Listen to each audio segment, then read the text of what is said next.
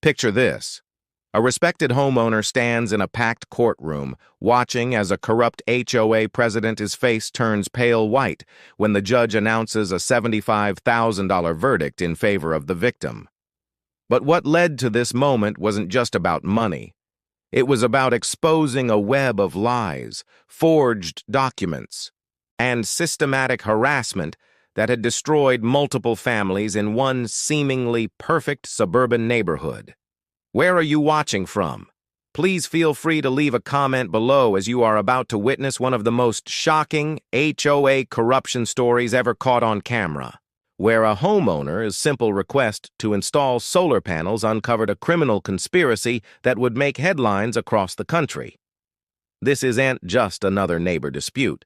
This is the story of how one family's American dream became a legal nightmare, and how their fight for justice exposed corruption so deep that it led to criminal charges, federal investigations, and a courtroom victory that Judge Judy herself would applaud.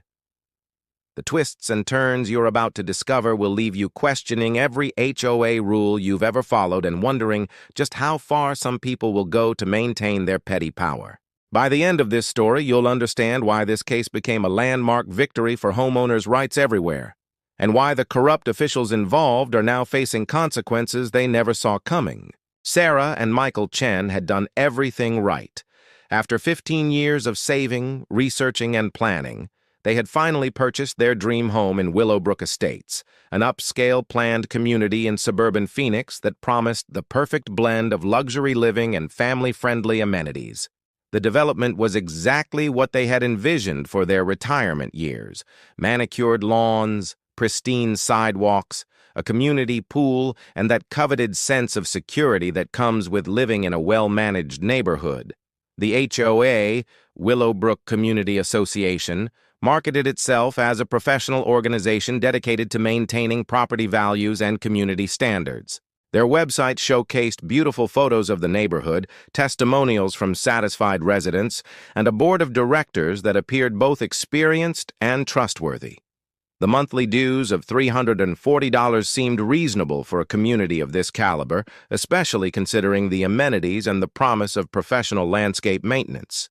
What the Chens did not know was that they were moving into a neighborhood controlled by what residents would later describe as a shadow government, a small group of HOA board members who had transformed their volunteer positions into personal fiefdoms, complete with unchecked authority and a disturbing appetite for control that extended far beyond reasonable community management. At the center of this power structure was Patricia Hendricks, a 62-year-old retired real estate agent who had served as HOA president for an unprecedented 7 consecutive years. Patricia had moved to Willowbrook Estates in 2011, and by 2014, she had maneuvered herself into the presidency through a combination of political savvy and strategic alliance building with other long-term residents who shared her vision of maintaining what she called community excellence. But Patricia's definition of excellence went far beyond simple property maintenance. She had developed an intricate system of rules, fines, and enforcement mechanisms that gave her unprecedented control over nearly every aspect of her neighbors' lives. Want to change your front door color? That required a written application, a $50 processing fee, and approval from Patricia's Architectural Review Committee. Planning to host a birthday party? Better check the community noise ordinances and parking restrictions first.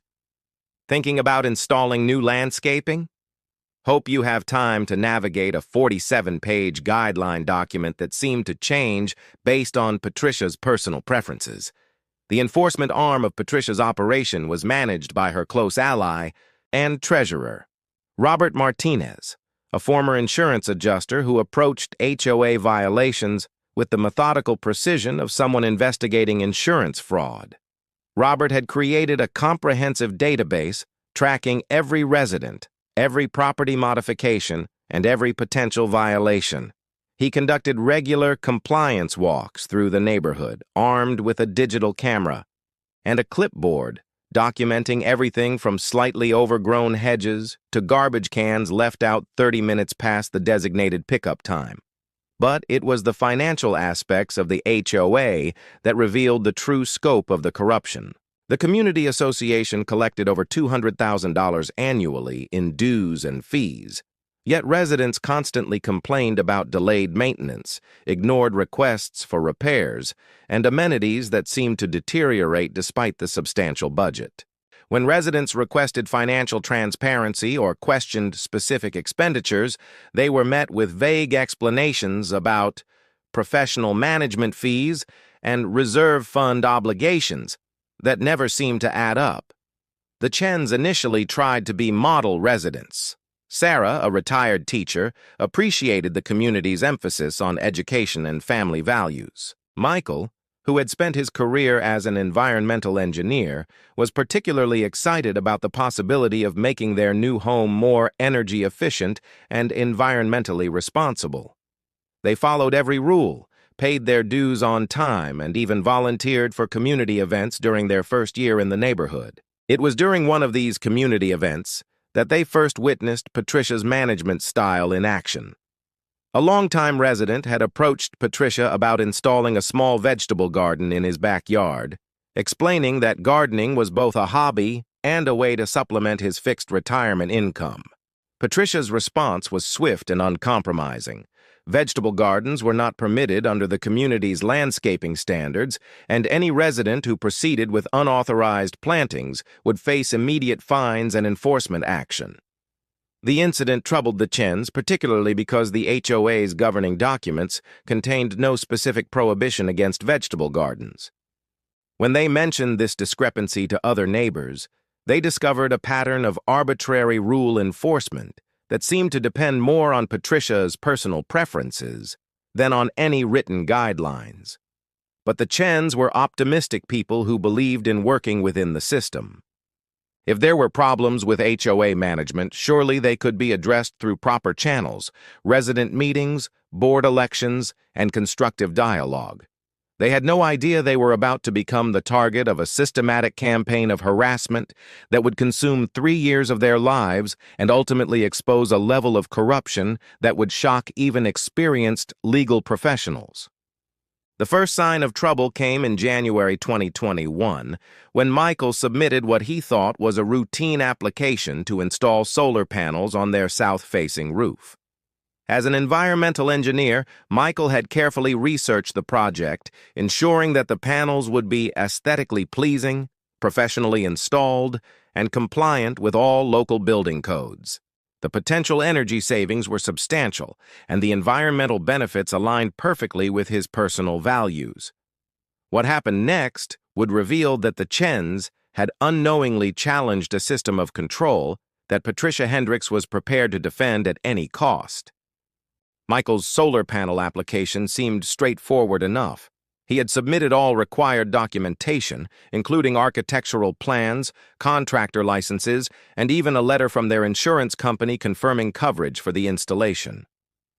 The application fee of $150 was paid promptly, and Michael expected approval within the standard 30-day review period outlined in the HOA guidelines. Instead, what he received was a rejection letter that would have been laughable if it weren't so infuriating. Patricia's Architectural Review Committee had denied the application based on what they claimed were aesthetic concerns and potential impact on community property values. The letter cited a vague provision about visual uniformity and suggested that solar panels would create an industrial appearance that was inconsistent with the neighborhood's character. But here's where things got interesting, and this is something that will absolutely blow your mind. Michael discovered that 3 other homes in Willowbrook Estates already had solar panel installations, including one just 2 streets away from the Chen's property. When he brought this discrepancy to Patricia's attention during the next board meeting, her response revealed the first glimpse of the arbitrary nature of her decision-making process.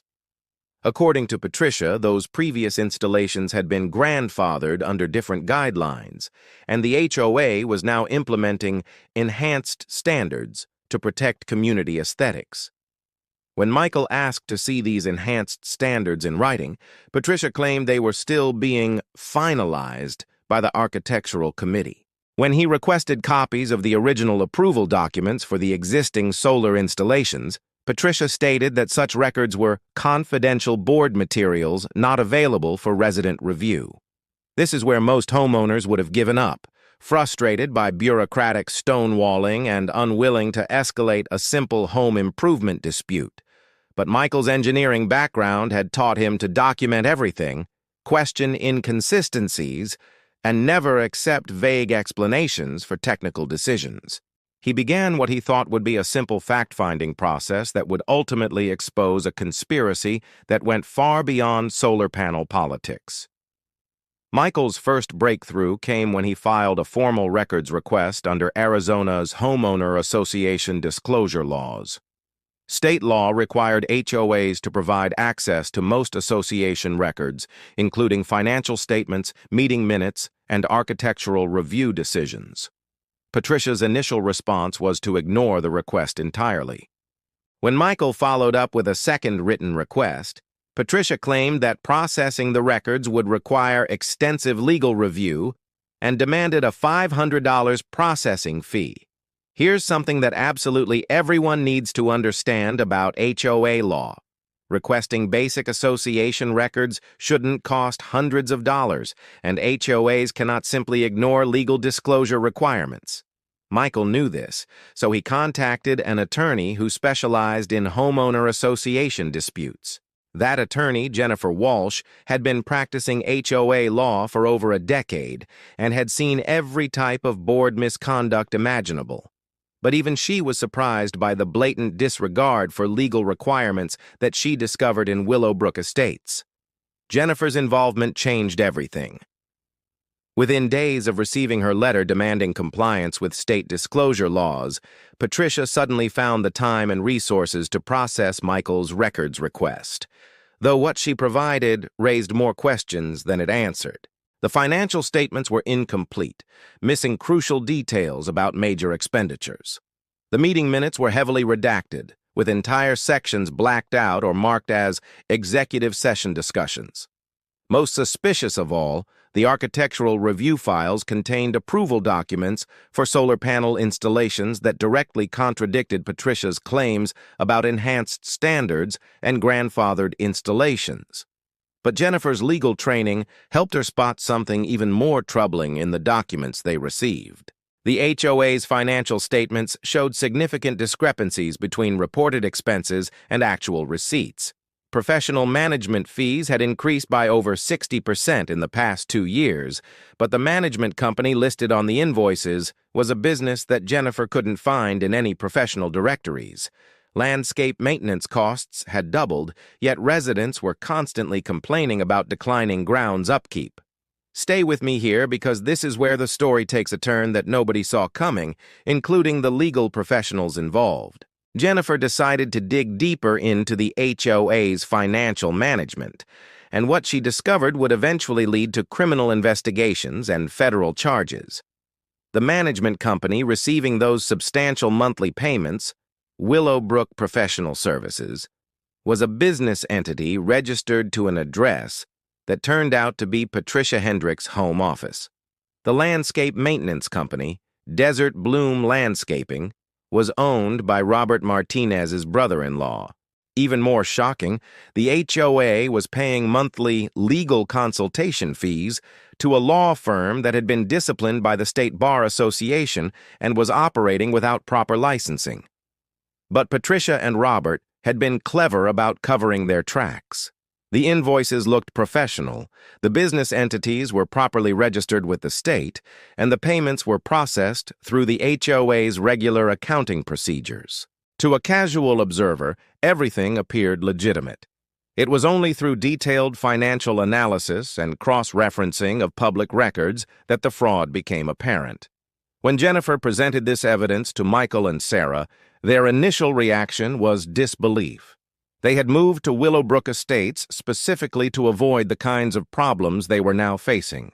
The idea that their HOA president was essentially running a criminal enterprise from her position of trust seemed like something out of a movie, not reality in a respectable suburban neighborhood. But the evidence was overwhelming. and Jennifer recommended that they take their findings to the Arizona Attorney General's office, which had a specialized unit for investigating homeowner association fraud. She also suggested that they continue documenting everything because Patricia's reaction to their discoveries would likely escalate the situation in ways that could provide even more evidence of criminal behavior. Jennifer's prediction proved accurate in ways that exceeded even her expectations. Within a week of filing their complaint with the state attorney general, the Chens received their first formal violation notice from the HOA. According to the citation, their front yard landscaping had excessive plant height that violated community standards. The fine was $100, with additional daily penalties of $25 until the violation was corrected. The citation was absurd on multiple levels.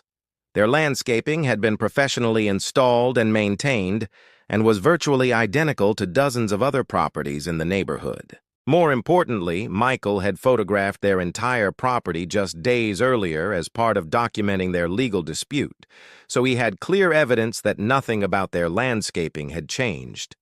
Over the next month, the harassment escalated systematically. The Chens received violation notices for leaving their garbage cans visible from the street for more than 12 hours after pickup, for parking their car in their own driveway in a manner that blocked sidewalk access, despite the fact that their driveway was private property, and for installing unauthorized outdoor lighting that consisted of standard pathway lights that had been in place since before they moved in. Each violation came with increasing fines and increasingly aggressive language about potential legal action. But here's what made the situation particularly insidious. Patricia was using the HOA's legitimate authority to generate official-looking documents that could potentially result in liens against the Chen's property if left unaddressed. She was weaponizing the very system designed to maintain community standards to punish residents who dared to question her authority. The psychological toll on Sarah and Michael was substantial.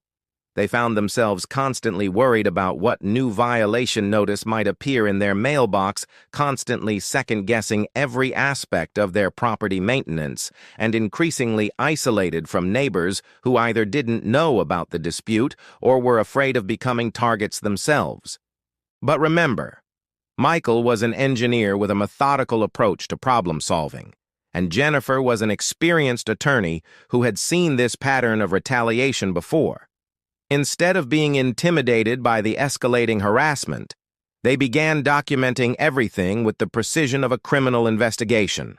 Every violation notice was photographed, every property condition was recorded with time-stamped images, and every interaction with Patricia or Robert was followed up with written summaries.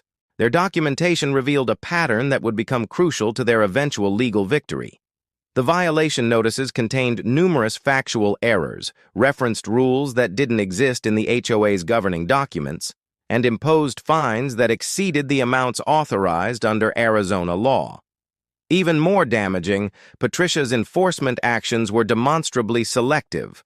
Other residents with identical or worse property conditions were never cited for violations. But Patricia made a critical mistake that would ultimately expose the full extent of her corruption.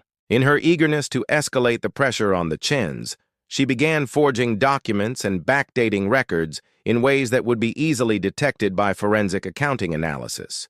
The stage was now set for a confrontation that would expose everything and lead to consequences that Patricia never imagined possible. The breaking point came on a humid Tuesday morning in September 2021, when Michael discovered something that would transform their dispute from a neighborhood disagreement into a criminal case that would make national headlines. Patricia had made the mistake of pushing her document forgery too far, and her desperation to justify the harassment campaign against the Chens led her to create evidence that would become her downfall. Michael had received what appeared to be a routine violation notice citing unauthorized structural modifications to their property. According to the citation, the Chens had installed new exterior lighting without proper HOA approval, and the modification was documented in architectural review records dated March 2020. The fine was $500, with daily penalties of $50 until the violation was corrected and proper approval was obtained. Here's what made this violation notice different from all the others, and this detail is absolutely crucial to understanding how Patricia's scheme unraveled. Michael and Sarah had purchased their home in August 2020, which meant that according to Patricia's own documents, they had somehow installed unauthorized modifications 4 months before they even owned the property. When Michael called this discrepancy to Patricia's attention, her response revealed just how deep the corruption had become. Instead of acknowledging the obvious error, Patricia doubled down, claiming that the previous owners had installed the lighting without authorization, and the current owners were responsible for obtaining retroactive approval. When Michael pointed out that the lighting in question was clearly original to the home's construction in 2015, Patricia claimed that her records were accurate and that Michael was mistaken about the installation date. But Patricia had made an even more serious mistake that she didn't realize at the time. In her haste to create documentation supporting the violation, she had backdated and forged Architectural Review Committee minutes that contained detailed discussions about the Chen's property, meetings that had allegedly taken place months before the Chens had even visited Willowbrook Estates as prospective buyers. Jennifer Walsh immediately recognized the significance of these forged documents. Document forgery in connection with HOA enforcement actions wasn't just a civil matter. It was criminal fraud that could result in felony charges. She advised Michael and Sarah to take the evidence directly to the local district attorney's office, while she simultaneously filed a federal lawsuit alleging civil rights violations, fraud, and conspiracy. The district attorney's initial reaction was skeptical. HOA disputes were notoriously complex and often involved legitimate disagreements about rules interpretation rather than clear criminal behavior. But when prosecutor David Kim examined the evidence that Jennifer had compiled, he realized that this case was unlike anything he had seen in 15 years of white-collar crime prosecution. The forged documents were just the beginning.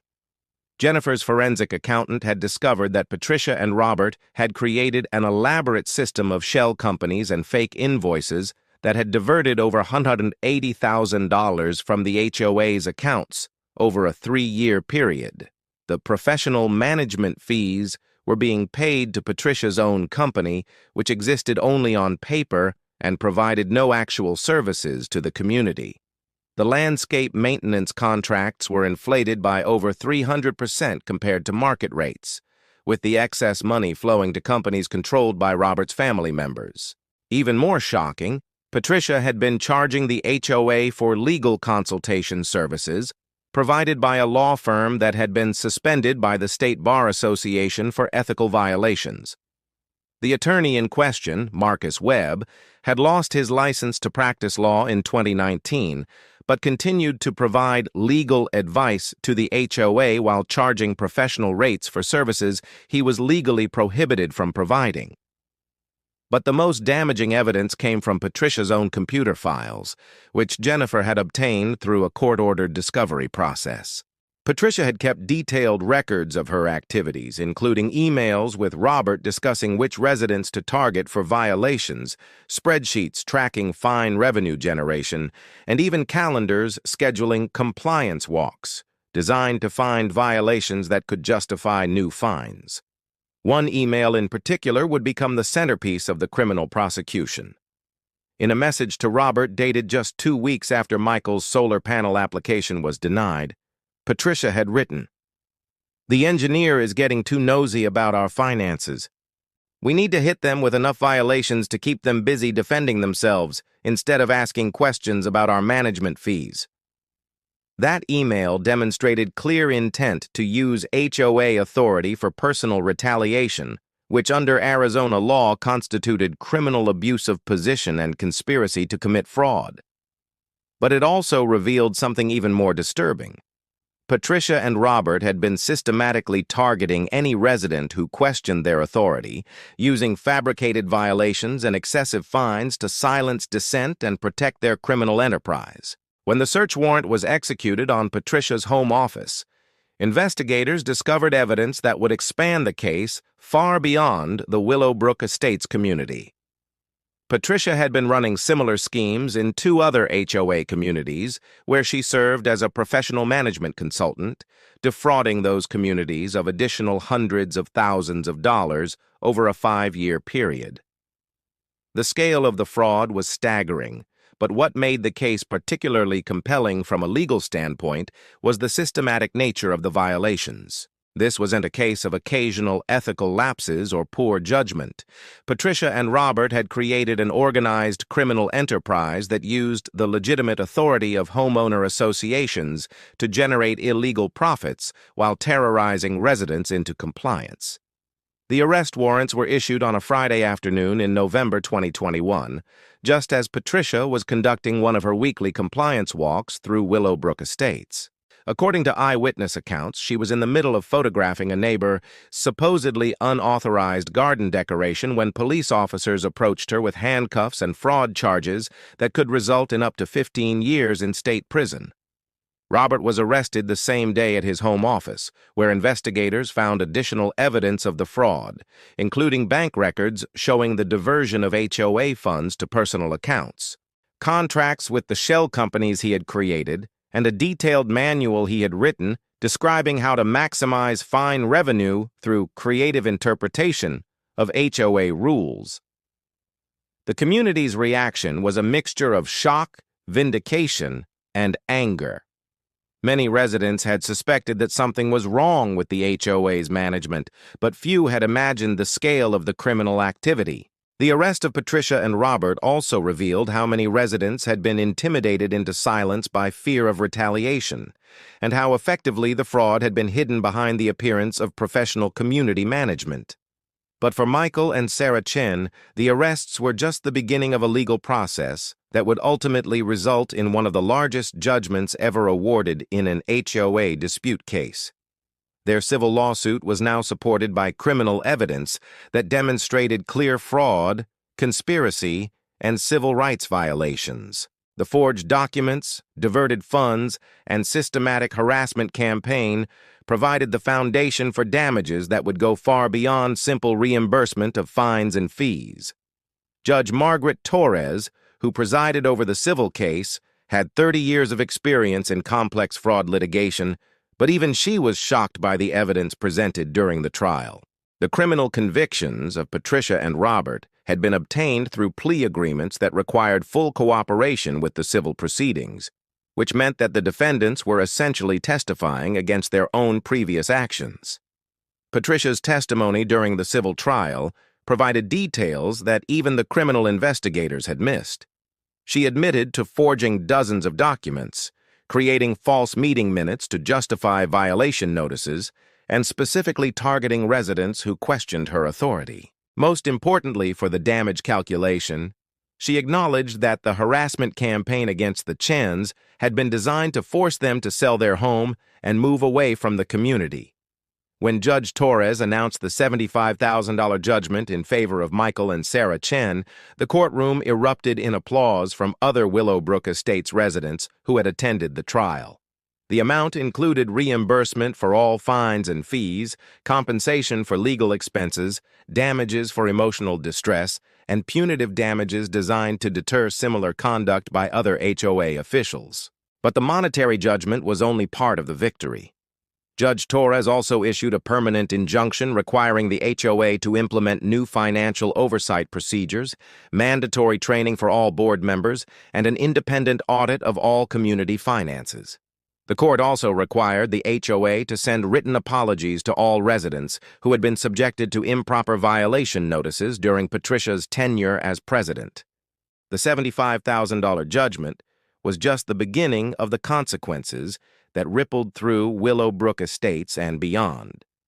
Within 6 months of the trial, Patricia Hendricks was sentenced to 4 years in state prison and ordered to pay over $180,000 in restitution to the various HOA communities she had defrauded. Robert Martinez received a 3-year sentence and was required to surrender his interest in the shell companies that had been used to launder the stolen funds. but the impact extended far beyond the criminal justice system. The Arizona Attorney General's office used the Willowbrook case as a model for investigating HOA fraud throughout the state, leading to additional prosecutions and the implementation of new oversight requirements for community associations. The case became required reading in law school courses on white-collar crime and civil rights litigation, demonstrating how systemic abuse of authority could be effectively prosecuted and remedied. For Michael and Sarah Chen, the victory represented something far more valuable than monetary compensation. They had not only reclaimed their right to live peacefully in their own home, but had also exposed a criminal enterprise that had victimized dozens of families and stolen hundreds of thousands of dollars from community resources that should have been used for legitimate maintenance and improvements. The solar panels that had started the entire dispute were finally installed in March 2022, and they now generate enough clean energy to power not only the Chen's home, but also contribute surplus electricity back to the grid. Michael often jokes that those solar panels ended up being the most expensive home improvement project in HOA history, considering the legal fees, court costs, and criminal investigations that followed their simple application for installation. The new HOA board, elected after Patricia's arrest, implemented sweeping reforms that have transformed Willowbrook Estates from a community controlled by fear into a genuine neighborhood where residents feel empowered to participate in governance. Monthly board meetings now feature open discussion periods. Financial statements are published quarterly with detailed explanations of all expenditures, and architectural review decisions are made by committee vote rather than individual discretion. Perhaps most importantly, the community has established an ombudsman system where residents can report concerns about board conduct without fear of retaliation. The ombudsman, a retired judge who volunteers his time to the community, has the authority to investigate complaints and recommend corrective actions to prevent the kind of abuse that characterized Patricia's administration. The financial recovery has been equally impressive. The independent audit required by Judge Torres revealed that the community had been overcharged for services by more than $300,000 during Patricia's tenure. Much of this money was recovered through insurance claims and restitution payments, allowing the HOA to reduce monthly dues while actually improving maintenance and amenities. The community pool, which had been closed for budget constraints during Patricia's final year as president, was renovated and reopened with new safety equipment and extended hours. The landscape maintenance, which had declined dramatically despite increasing costs, was restored to professional standards through competitive bidding that resulted in better service at lower prices. But the most significant change has been in the community's culture. Residents no longer live in fear of arbitrary violations or excessive fines. Property owners feel free to make reasonable improvements to their homes without worrying about retaliation from board members. Neighbors who had been intimidated into silence now participate actively in community events and governance. Jennifer Walsh, the attorney who represented the Chens throughout their legal battle, has become a nationally recognized expert on HOA fraud and abuse. She has testified before state legislatures about the need for stronger oversight of community associations, and has written extensively about the legal remedies available to homeowners who face similar situations. Her law firm now maintains a dedicated HOA practice that has helped dozens of communities identify and eliminate fraudulent management practices. She estimates that her work, inspired by the Willowbrook case, has resulted in the recovery of over $2 million in diverted community funds and the prosecution of more than 20 HOA officials for various forms of fraud and abuse of authority. The case has also had broader implications for HOA governance throughout Arizona and other states. Several states have strengthened their disclosure laws to make it more difficult for board members to hide financial misconduct. Professional management companies now face increased scrutiny and liability for their role in HOA fraud schemes. The insurance industry has also responded to the Willowbrook case by developing new policies specifically designed to protect communities from board member fraud. These policies include coverage for legal expenses, forensic accounting, and restitution payments, providing communities with resources to investigate and recover from financial abuse. For other homeowners facing similar situations, the Chen's victory has provided both inspiration and a legal roadmap for challenging HOA abuse. Their case demonstrates that even well-organized fraud schemes can be exposed and prosecuted when residents are willing to document misconduct and work with experienced legal counsel. The key lessons from their experience are clear. Always document everything, never ignore obvious legal violations, and don't be intimidated by officials who claim absolute authority over community governance. HOAs are legal entities with specific powers and limitations, and board members who exceed their authority can be held accountable through both civil and criminal processes. Today, Michael and Sarah Chen continue to live happily in Willowbrook Estates, where their solar panels generate clean energy, and their victory has created a legacy of transparent governance that will benefit future residents for decades to come. They often receive messages from homeowners in other communities who are facing similar challenges, and they always offer the same advice. Stand up for your rights. Document everything, and never let anyone convince you that HOA abuse is just a normal part of community living. The true measure of their victory isn't the $75,000 judgment or the criminal convictions of Patricia and Robert, but the transformation of an entire community from a place controlled by fear and corruption into a genuine neighborhood where residents can pursue their American dream without harassment or intimidation. Their story serves as a powerful reminder that individual citizens, armed with determination and supported by the legal system, can take on even the most entrenched corruption and emerge victorious. It's a testament to the enduring strength of American justice and the fundamental principle that no one is above the law, not even those who hide behind the authority of community governance to prey upon their neighbors. Have you ever faced unreasonable demands or suspicious financial practices from your HOA? What would you do if you discovered that your community leaders were systematically defrauding residents while using their authority to silence anyone who dared to ask questions? The Chen's victory proves that justice is possible, but it requires courage, persistence, and a willingness to fight for what's right, no matter how powerful the opposition might appear.